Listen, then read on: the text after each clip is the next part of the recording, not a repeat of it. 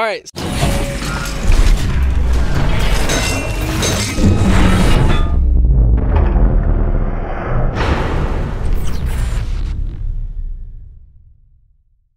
So we are working on a Chevy or a Yukon GMC.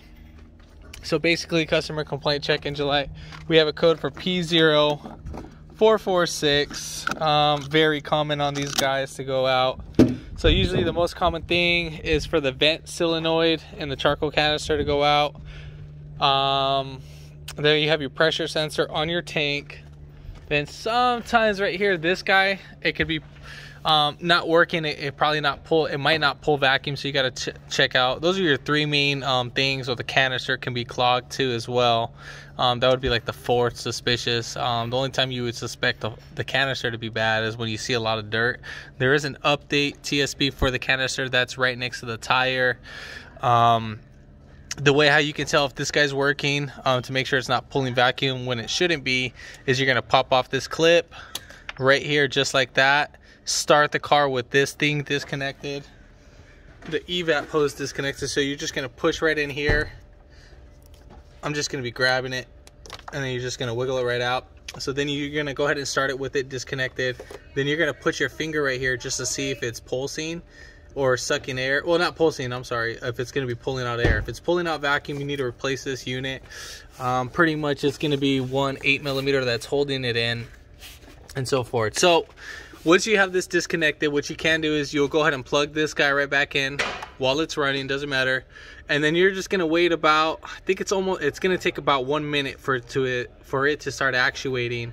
If it doesn't actuate at all, then this will be bad. It needs to pull vacuum, so it could throw that code too as well. You can tap on it and you can probably unclog the plunger on there. So those go bad because they're constantly moving a lot. All right, so we're gonna clip that back in. Obviously this is not at fault. I already know the fault. Second thing, if you have a scanner, which would be great, I have a Virus. Let me see, let me try with my little cheap scanner, see if this might work. And if it does work, then you guys can probably buy this scanner. It's a really great scanner. I think it shows pressure. I'm gonna put the key on the on position. Sorry about the noise if it's gonna start beeping. All right, so we're gonna get this guy right up on, put it Diagnostics.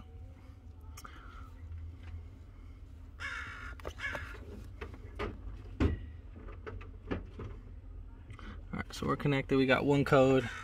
Obviously, so you can see this code that we have it. So p0446, right there. We're gonna go back out. We're gonna go to live data. I'm just gonna see if it has a tank pressure. See if you can see it. If it does, then perfect. Let's keep going. That's map pressure. That's not what we want to see. So IMAP, that's not what we want to see. Let me focus on that. So right there. So we don't want to see that. We want to see tank pressure. I don't think this one's gonna have it. So no, this one doesn't have it. Kind of sucks. Let me see if this will do that. This should show it under.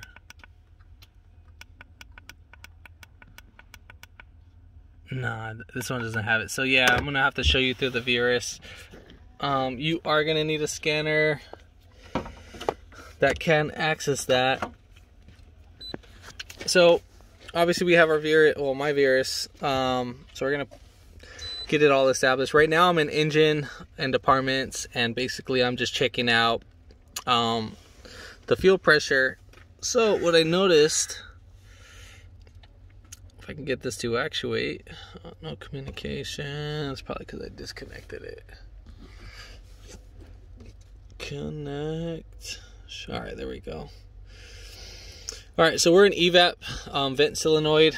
I was just kind of like just testing all that stuff. So right here, fuel tank pressure, we're at negative 13 inches per pound. It shouldn't be like that at all. So let's say we're gonna go, while we disconnect the, it's basically showing that we have vacuum in the car, so we shouldn't have vacuum right now while it's off. It should only be somewhat vacuum while it's running. So hopefully I don't drop this. So I'm gonna show you this. So I'm gonna disconnect.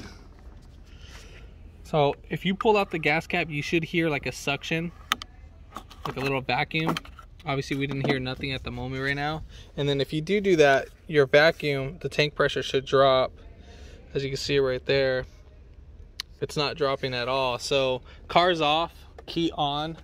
So this little tank pressure sensor, this right here sits on top of the fuel pump for all the Chevys, Silverados, Avalanche, Denali's, Escalades. They all sit right up there. So you can get away without dropping down the tank. It is a little tedious. You can. This is just like a little test dummy. I might slap this one on this car and I'll get another test dummy. I usually get these from the junkyard or something, just for test purposes. I think if you get it at the auto parts store, they're about like $50, $55. If you get a new fuel pump assembly, then obviously that's if you want to do the fuel pump. It will come with the new one.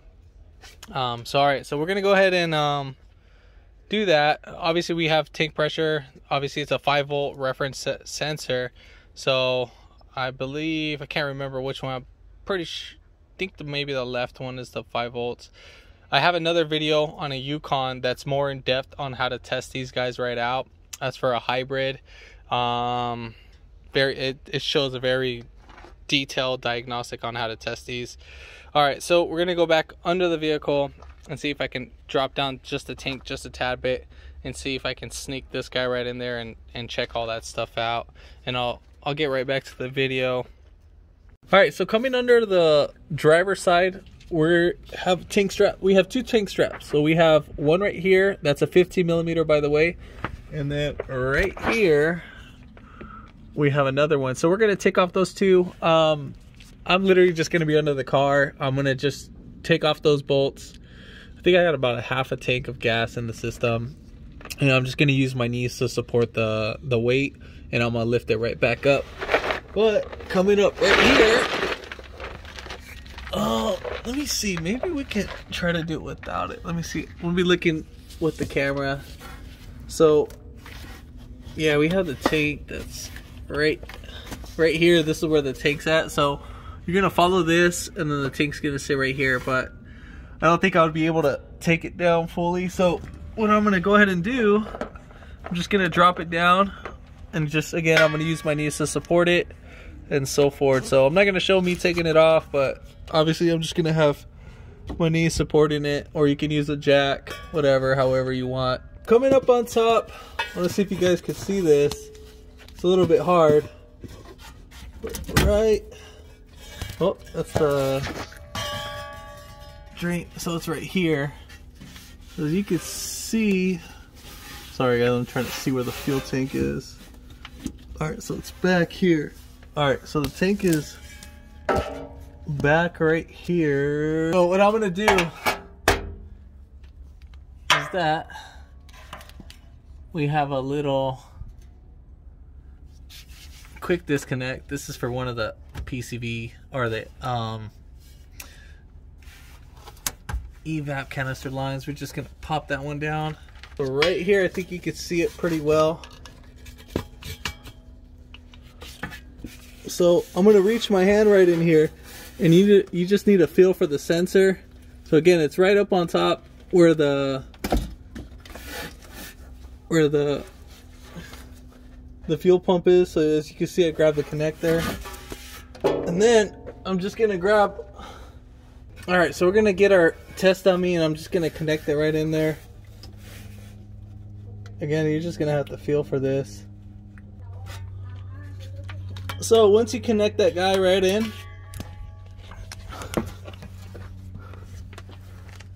you're just gonna, sorry, it's just like a tight spot. Right here, so right there, as you can see, the fuel tank pressure dropped.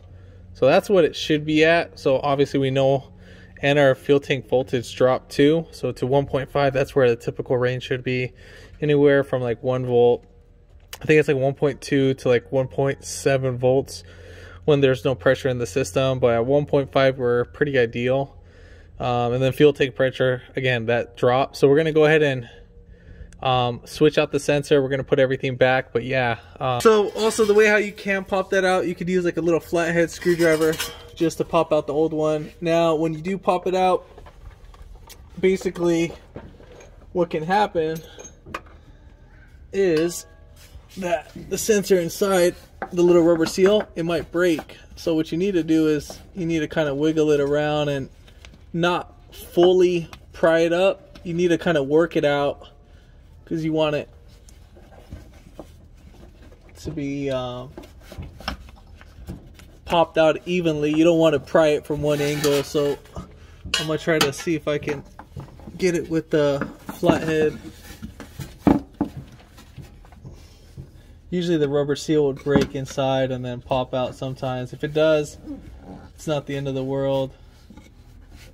And let's see if the seal, so right there, that little lip right here, this guy sometimes stays inside and then gets popped up.